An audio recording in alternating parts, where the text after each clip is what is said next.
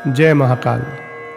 आप सब धर्म प्रेमियों को महंत पंकज नाथ शर्मा काली मंदिर की ओर से बहुत बहुत नमस्कार।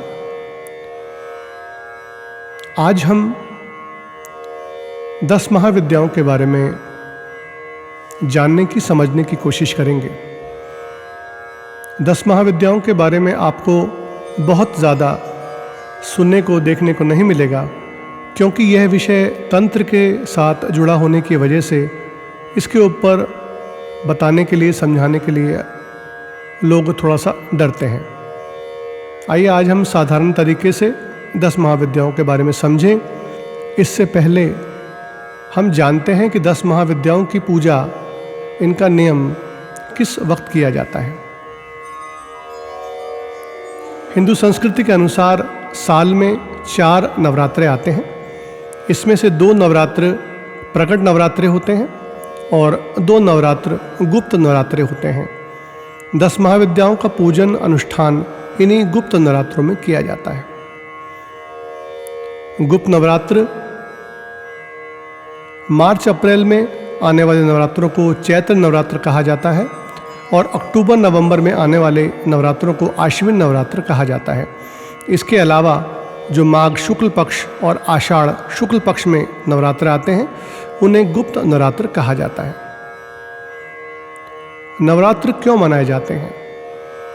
भारतवर्ष में 4 बार ऋतु परिवर्तन, मौसम का परिवर्तन होता है और जब जब मौसम का परिवर्तन होता है, सर्दी से गर्मी, गर्मी से बारिश, बारिश से सर्दी, तो मौसम के इस परिवर्तन से संक्रमण पैदा होता है और उसका हमारे शरीर पर बहुत असर पड़ता है। उस वक्त हम अपने शरीर को कैसे ठीक रखें, इसके बारे में विचार करके इस समय में शक्ति पूजन का विधान बनाया गया, ताकि इस मौसम के परिवर्तन के वक्त लोग पूजा पाठ में निरत रहें और मौसम के परिवर्तन को संभाल सकें, क्योंकि हम सब प्रकृति से ही बंधे हैं। सामान्य नवरात्र जो चैत्र और अश्विन में होते हैं, वह गृहस्थों के लिए होते हैं। हम जैसे साधारण गृहस्थ जो नियम पालन करते हैं, कलश स्थापना, पूजन, पूजा पाठ, वह सब अपने अपने परिवार में पूजन पद्धति के हिसाब से किया जाता है। और यह जो गुप्त नवरात्र होते हैं, इसमें ज़्यादातर तांत्रिक पूजा की जाती है। ऐसा नहीं है कि सामान्य नवरात्रों में तांत्रिक पूजा नहीं होती, लेकिन सामान्य नवरात्रों में सात्विक और तांत्रिक दोनों पूजा के नियम किए जाते हैं, लेकिन गुप्त नवरात्रों में सात्विक नियम नहीं किया जाता, उसमें तांत्रिक पूजन ही किया जाता है। इसलिए इसको गोपनीय रखा जाता है। गुप्त नवरात्रों में पूजन करने से, अनुष्ठान करने से धन लाभ, संतान का सुख और शत्रु से मुक्ति भी मिलती है। विशेष तौर से जो लोग कोर्ट कचहरी, पुलिस मुकदमे इत्यादि में ज़्यादा फंसे हुए हैं, वह भी इन नवरात्रों में 10 महाविद्याओं में से एक देवी माँ बगलामुखी का पूजन करते हैं और उनकी कृपा प्राप्त करते हैं। जो हमारे सात्विक नवरात्रे होते हैं, उसमें इन 9 देवियों की पूजा की जाती है। माँ शैलपुत्री, माँ ब्रह्मचारिणी, माँ चंद्रघंटा, माँ कूष्मांडा, माँ स्कंद माता, माँ कात्यायनी, माँ कालरात्रि, माँ महागौरी और माँ सिद्धिदात्री। और गुप्त नवरात्रों में माँ काली, माँ तारा, माँ त्रिपुर सुंदरी, माँ भुवनेश्वरी, माँ त्रिपुर भैरवी, माँ छिन्नमस्तिका, माँ धूमावती, माँ बगलामुखी, माँ मातंगी और माँ कमला, इन सब का पूजन अनुष्ठान किया जाता है। अब यहाँ पर एक बात ये भी समझने की है कि जब संसार के सामने माता पार्वती के, माता सती के, माता शक्ति के 9 स्वरूप प्रकट हो ही चुके थे, जिनकी हम नवरात्रों में 9 देवियों के रूप में पूजा करते हैं, तो 10 महाविद्याओं को संसार के आगे प्रकट क्यों होना पड़ा और ये 10 महाविद्या संसार के सामने कितनी बार प्रकट हुई? आइए इस बात को हम लोग समझते हैं। थोड़ा सा 10 महाविद्याओं के बारे में जानने समझने से पहले हमको ये समझना पड़ेगा कि तंत्र, मंत्र और यंत्र क्या है। वैसे तो ये तीनों विषय ही इतने गूढ़ हैं, इतने विस्तृत हैं कि इनके बारे में कहने सुनने के लिए शायद मेरे कई जन्म भी कम पड़ जाएं। लेकिन 10 महाविद्या, क्योंकि तंत्र का बहुत महत्वपूर्ण विषय है, इसलिए यह जानना जरूरी है कि तंत्र, मंत्र, यंत्र क्या होता है। सरल शब्दों में यदि हम लोग समझें तो यंत्र जिसमें देवी देवताओं का निवास हो उसे यंत्र कहा जाता है। यह ऐसी एक आकृति होती है जिसमें यदि विधि विधान से पूजा विधि की जाए तो उसमें स्वयं देवी देवताओं को विराजित किया जा सकता है। आपने देखा ही होगा कि श्री यंत्र, बगलामुखी यंत्र, इस प्रकार के अनेक यंत्र आते हैं। विशेष तरीके से उनको बनाया जाता है, उसमें मंत्र लिखे जाते हैं और फिर उनकी पूजा होती है, उसे ही यंत्र कहते हैं। मंत्र एक निश्चित शब्दों का समूह है जिसको सही तरीके से बोलने से, उच्चारण करने से उस दिव्य शक्ति की कृपा, अनुकंपा प्राप्त होती है और मंत्र उस परम शक्ति से सीधा सीधा हमको जोड़ता है, उससे आपका सीधा संवाद होता है। इन मंत्रों को कई बार बोला जाता है, इसे मंत्र कहा जाता है। और आते हैं अब अपने मुख्य विषय तंत्र पर। तंत्र के बारे में सब अलग अलग तरीके से बताते हैं। असल में इसको इतनी आसानी से समझना संभव भी नहीं है। यदि मैं आपको सरल तरीके से बताऊं तो क्या कभी आपने ध्यान किया है कि इतना बड़ा ब्रह्मांड है, उस ब्रह्मांड में एक बहुत ही छोटा सा कण हमारी पृथ्वी है और यह पृथ्वी अपनी धुरी पर झुकी हुई है और निरंतर घूमती रहती है। फिर भी जितने भी जीव इस धरती पर रहते हैं वह कभी गिरते नहीं, वरना इतनी तेजी से कोई चीज़ घूमे जिसके कारण से दिन और रात हो और लोग कभी गिरे नहीं। यह क्या है? दरअसल यही तंत्र है। हमारी ये पृथ्वी इतने बड़े ब्रह्मांड में घूम रही है, सूर्य की परिक्रमा ले रही है और स्वयं भी घूम रही है और इसके साथ वह परिक्रमा भी ले रही है। यह सारी प्रक्रिया, यह सब जो हो रहा है, दरअसल यही तंत्र है। तंत्र एक बहुत बड़ा चक्र है जो समस्त ब्रह्मांड को चलाता है, चलायमान रखता है। यही कम से कम शब्दों में हम लोग तंत्र, मंत्र और यंत्र के विषय में समझ सकते हैं। शक्ति का विलक्षण रूप है 10 महाविद्या, जिनकी महिमा अपरंपार है, जो सृष्टि के तंत्र से, ईश्वर के तंत्र से हमको सीधा जोड़ती है, हमारा सीधा वार्तालाप कराती हैं। हमारा ये ब्रह्मांड अपने में अनेकानेक रहस्य समेटे हुए है। हमारा ये ब्रह्मांड अपने में अनेकानेक रहस्य अपने अंदर समेटे हुए हैं और हर एक रहस्य अपने आप में विशुद्ध है, वर्णन से भी परे है। वैसे देखा जाए तो महाविद्याएं 16 हैं, लेकिन अभी तक हम बाबा महाकाल की कृपा से केवल 10 महाविद्याओं के बारे में थोड़ा बहुत जान चुके हैं, समझ चुके हैं। आइए जानते हैं कि 10 महाविद्याओं के पावन नाम और उनकी साधना से हमको क्या फल मिलता है।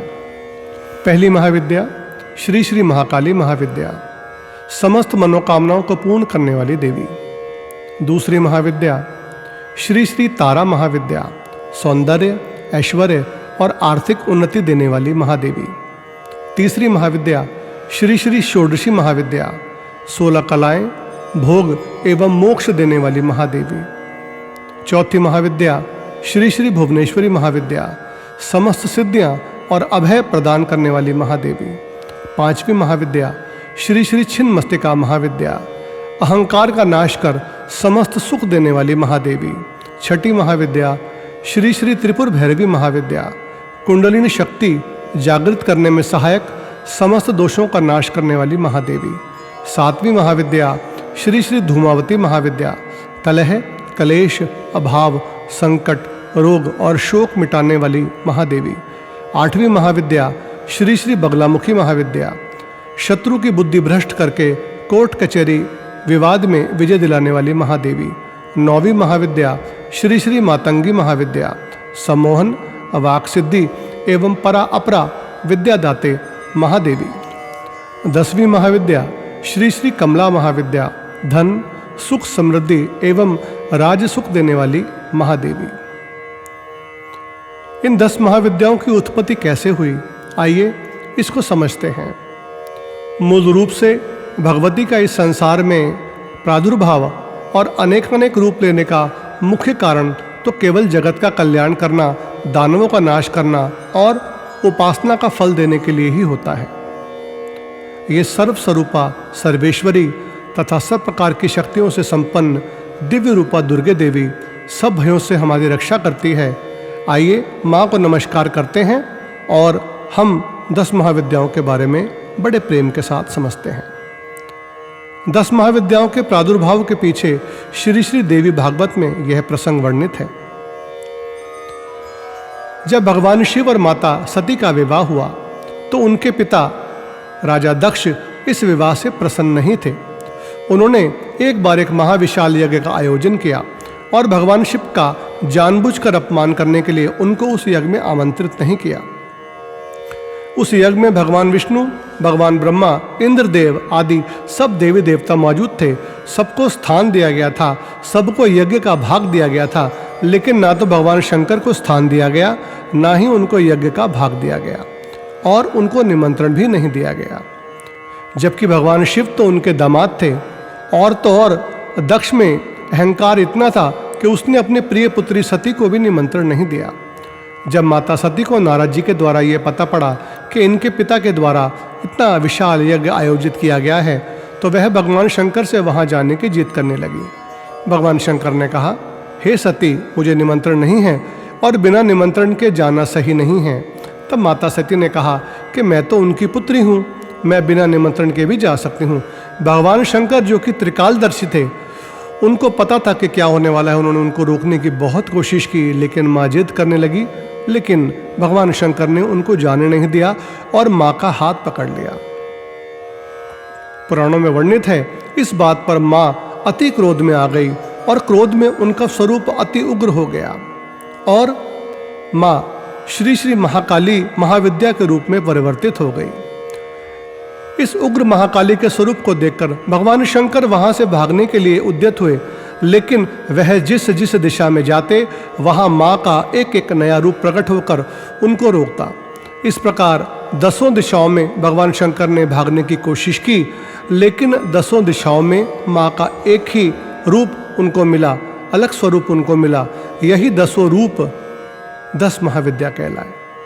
महामाया सती की शक्ति 10 रूपों में विभाजित हो गई और वह शिव को रोककर अपने मूल सती रूप में यज्ञ में पहुंची। इसके बाद का प्रसंग आपको पता ही है कि पिता और पुत्री के बीच शिव का जानबूझकर अपमान करने की बात को लेकर वाद विवाद हुआ और जब दक्ष प्रजापति ने अपने दामाद भगवान शिव की निंदा की तो माँ सती ने यज्ञ कुंड में अपने प्राणों की आहुति दे दी। इस प्रकार प्रथम बार 10 महाविद्याओं के दर्शन संसार को हुए, लेकिन वह 10 महाविद्या माता सती के साथ लीन हो गई उसी हवन कुंड की प्रज्वलित अग्नि में। दूसरी बार इस संसार को 10 महाविद्याओं के जागृत दर्शन उस वक्त हुए जब माता सती ने अपना दूसरा जन्म राजा हिमाचल के घर पुत्री रूप में लिया और माता पार्वती जब शिव की पत्नी बनी तब अनजाने में भगवान शंकर से अपने पुत्र गणेश का सर कट गया। माँ पार्वती को जब यह पता पड़ा तो माँ अत्यंत क्रोध में आई और फिर से माता पार्वती के स्वरूप में उन्हीं 10 महाविद्याओं के दर्शन सारे संसार को हुए। माँ बहुत उग्र स्वरूप में थी। तब भगवान शंकर ने माँ के क्रोध को शांत किया, अपने पुत्र को फिर से हाथी का शीश लगाकर पुनर्जीवित किया और वह 10 महाविद्याएं फिर से माँ के स्वरूप में समाहित हो गई। यहाँ तक मैंने आपको बताया कि इन 10 महाविद्याओं का संसार को 2 बार दर्शन कैसे हुआ। 10 महाविद्याओं को 3 स्वरूपों में माना जाता है, उग्र अर्थात क्रोधित, सौम्य अर्थात कोमल, सौम्य उग्र अर्थात क्रोधित और कोमल दोनों। इन 10 महाविद्याओं में से महाकाली, छिन्नमस्तिका, धूमावती और बगलामुखी उग्र स्वरूप में है, मतलब क्रोधित स्वरूप में ही रहती हैं। सौम्य स्वरूप माँ त्रिपुर भैरवी, माँ भुवनेश्वरी, माँ मातंगी और माँ कमला, ये सौम्य स्वरूप में अर्थात कोमल स्वरूप में रहती हैं। सौम्य एवं उग्र स्वरूप अर्थात क्रोधित और कोमल स्वरूप में दोनों में माँ तारा और माँ भैरवी ये दोनों रहती हैं। 10 महाविद्याओं की महिमा अपरंपार है और सामान्यतः तांत्रिक साधकों द्वारा पूजित यह 10 महाविद्याएं अपने सामान्य भक्तों को भी अनेक सिद्धियां प्रदान करने वाली है। देवी के यह स्वरूप इतने करुणामयी हैं, इनकी कृपा कैसे प्राप्त हो, आइए उसके बारे में सरल तरीके से हम लोग समझते हैं। इस चर्चा को आरंभ करने से पहले मैं माँ के चरणों में यही प्रार्थना करता हूँ कि महामाया 10 महाविद्याओं की कृपा आप सभी में बनी रहे और आपका शरीर सदा निरोगी रहे। जय महाकाल। पहली महाविद्या श्री श्री महाकाली महाविद्या। जयंती मंगला काली भद्रकाली कपालिनी दुर्गा क्षमा शिवा धात्री स्वाहा स्वधा नमोस्तुते। महाकाली के विषय में क्या कहूँ। जगत का आधार, समस्त संसार का कल्याण करने वाली, दुष्टों का नाश करने वाली, बड़े बड़े संकटों को दूर करने वाली महाकाली महाविद्या 16 कलाओं में पहली कला, 16 योगिनियों में पहली योगिनी और 16 विद्याओं में से पहली विद्या के रूप में पूजित है। और यही महाकाली 10 विद्याओं में मूल महाविद्या, प्रथम महाविद्या के रूप में जानी जाती है। सभी सांसारिक संप्रदायों में अलग अलग रूप में, अलग अलग स्वरूपों में माँ की पूजा होती है।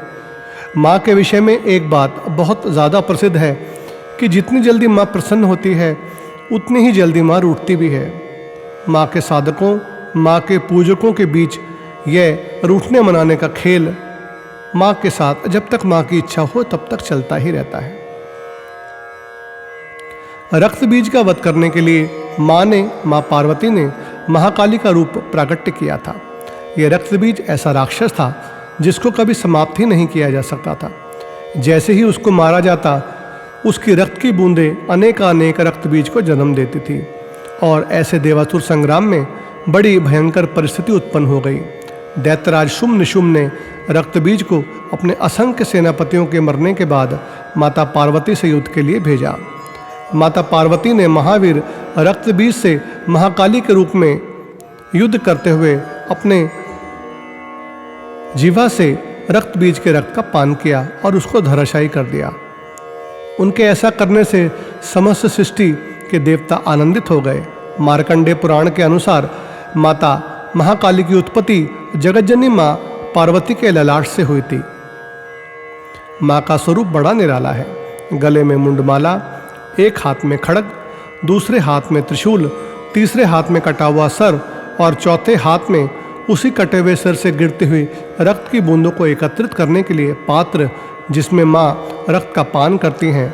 माँ की आंखों में क्रोध है लेकिन अपने भक्तों के लिए आंखों में प्रेम भी है। माँ के चरणों में भगवान शंकर लेटे हुए हैं। माँ की जीभ निकली हुई है और माँ के पैर भगवान शंकर के हृदय पर विराजित हैं। माँ ने चंड मूंड, रक्त बीज, महिषासुर न जाने कितने कितने राक्षसों का वध किया और देवासुर संग्राम में देवताओं को राक्षसों के ऊपर विजय दिलाई। श्री श्री माता महाकाली के अनेकानेक भेद हैं और कलयुग में 3 जागृत देवी देवताओं में महाकाली का स्थान प्रथम है। कलयुग में जागृत देवी देवताओं में माता महाकाली, श्री हनुमान जी महाराज और भैरव जी महाराज हैं। यही दोनों माँ के चरणों में विराजते हैं। जहाँ जहाँ माँ की सवारी जाती है, हनुमान जी आगे आगे लाल रंग का झंडा लेकर चलते हैं और पीछे पीछे भैरव जी माता महाकाली को चवर झुलाते हुए चलते हैं। हिंदू धर्म में सबसे ज़्यादा इन्हीं माँ काली की पूजा की जाती है। वैसे तो संपूर्ण भारत में माँ की पूजा होती है, लेकिन बंगाल और असम में विशेष रूप से शास्त्रोक्त और तंत्रोक्त रूप से माँ को पूजा जाता है। माता महाकाली की पूजा का परिणाम बहुत प्रभावशाली होता है, लेकिन माँ की साधना करने के लिए एकाग्र भक्ति की बहुत ज़रूरत होती है। तुरंत परिणाम देने वाली 10 महाविद्याओं में से माता महाकाली ही हैं और केवल माँ का दर्शन ही भक्तों का कल्याण कर देता है। जहाँ माता श्री श्री महाकाली 10 महाविद्याओं में प्रथम स्थान पर विराजमान है, वहीं नव दुर्गाओं में महाकाली के इस स्वरूप को 7वीं देवी के रूप में पूजा जाता है, जिसे कालरात्रि कहा जाता है। नवरात्रों में 7वें दिन माँ की पूजा होती है। माता के गले में नरमुंडों की माला है, बाल खुले हुए हैं। माँ गधर पर सवारी करती है। मुंड की माला पहनने वाली माँ महाकाली हाथों में तलवार लेकर चलती है। भयंकर रूप होते हुए भी माता का स्वरूप भक्तों के लिए कल्याणकारी है, इसलिए माँ शुभंकरी हैं। भारत में माता महाकाली की पूजा के 3 प्रमुख पूजा स्थान हैं। कलकत्ता कालीघाट में शमशान वासिनी महाकाली, शक्तिपीठ उज्जैन में गढ़ कालिका मंदिर और गुजरात में पावागढ़ की पहाड़ियों पे माता महाकाली का बहुत ही प्रसिद्ध मंदिर है।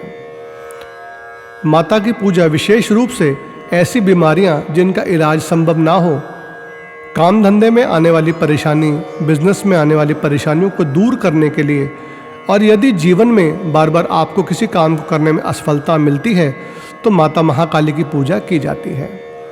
महामाया पराम्बिका माता महाकाली के चरणों में महंत पंकज नाथ शर्मा काली मंदिर की ओर से बारंबार प्रणाम, बारंबार वंदन। हे माता महाकाली, सबका कल्याण करो, सबके कष्ट हरो, सबको उत्तम शरीर प्रदान करो। जय महाकाल।